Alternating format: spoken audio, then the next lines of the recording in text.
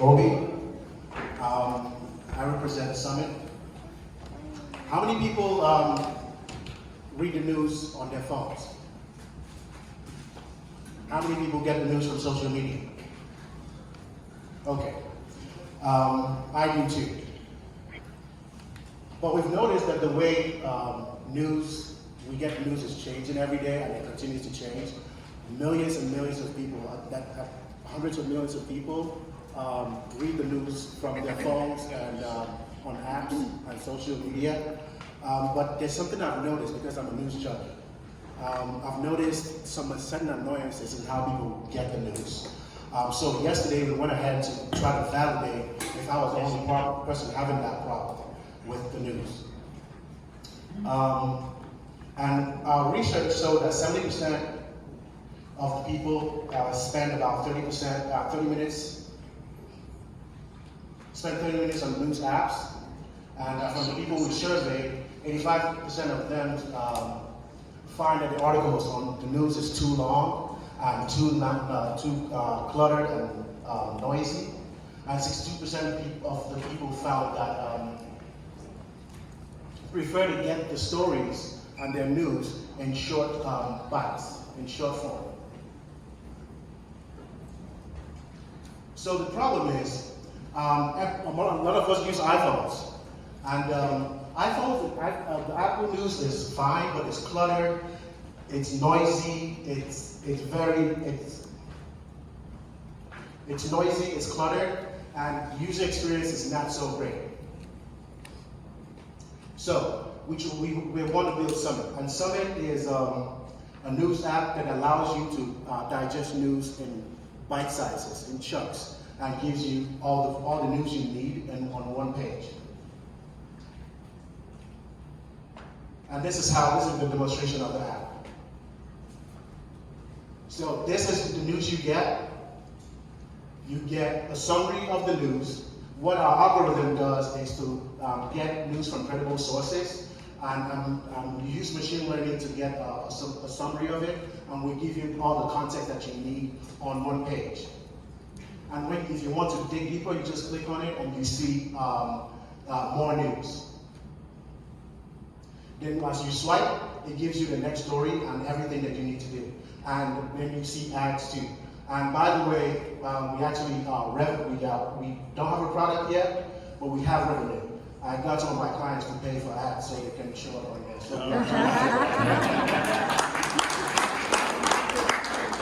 So, and you get some other news. And if you don't like what you're reading and you want to jump to another category, you can click and you can change what you want to see, and maybe you want to go to community, and you can see what's happening around local news and what's happening in your community. And there's another ad that someone paid for. On this app, if you notice the tabs beneath, we want to make the app capable of when you push play, you can actually listen to the summary of the news. If maybe you're driving and you just want to get the news. So and it's hyper personalized. You can arrange it the way you want it to be. And you can click on your profile, and it asks you to sign up. And this is the sign up process.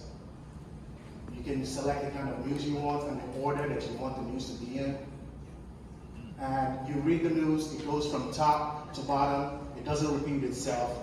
And when you leave the app and you come back, it starts from wherever you left off. And we believe we are building the best news experience on mobile. And 500 million people use Apple News. Oh, look at this right now. There's a difference between Apple News and ours, and Apple News is used by hundreds of millions of people. And our business model is going to be, we intend to get millions and millions of people to try this app and find out that their old boyfriend is not good enough, Apple News and all the rest. They're going to stay with us. And we're going to make a lot of money from advertising. And we plan on charging about $199 a month for premium features on the news app. Our competition is Smart News. Smart News is a $1 billion company. Flipboard has $800 million of valuation. And Axios is making a lot of money too. But if you look at this, they're making all this money with their product. Our app is definitely superior. And a lot of people I've talked to say they're going to try that. And when they try it, they'll find out that we believe they're going to stay with us. And this is the wonderful team that built it. Garrison, Sarah, and my boy Luther, and that's the captain over there. All right.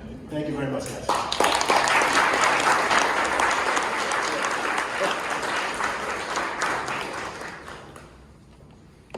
All right.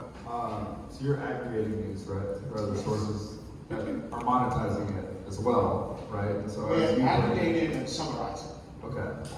And how exactly are you going to aggregate it? Like, what's that process going to look like? And how are you going to pull out their monetization structures and implementing yours? I'm going to explain the first part. Yeah, she's going to explain we're going to aggregate those regular way everybody aggregates from news sources, sign up from all the news sources, incredible news sources that are available. And when we put that together, she's going to explain how we're going to use machine learning to teach our system to summarize the news and get the context of it and present it in the summary form.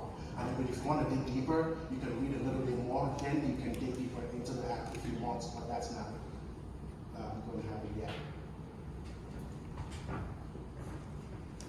So as far as the tech plan is concerned, as we said, we aggregate and pull news from the news outlets. So we're going to start from the very left of the screen. Once we pull the news, we feed it into the natural language processing system, also known as machine learning. Logic is applied, we get our initial output for the news. And then of course, because we need to train machine learning over time, we will have an editor correct it. And once it's corrected, it gets published, customers can read it, and then it also goes back to the natural language processing system in order for us to successfully train it. Thank you for the presentation. So, to your point, there are quite a few news aggregators out there. Excuse me. I'd love if you guys could just kind of walk me through your user acquisition strategy and how you plan on articulating your value prop so the audience or your consumers really understand how your product is differentiated from everything else that's out there. Okay. The value proposition is just a much better user experience on the app. It came from my problems of how I consume news and how it's cluttered. So we wanted to create something that is clean and can give you chunks of bite-sized news that you can consume as you're in the product, like you're on the go. So our user acquisition process will be the regular search engine optimization, social media marketing.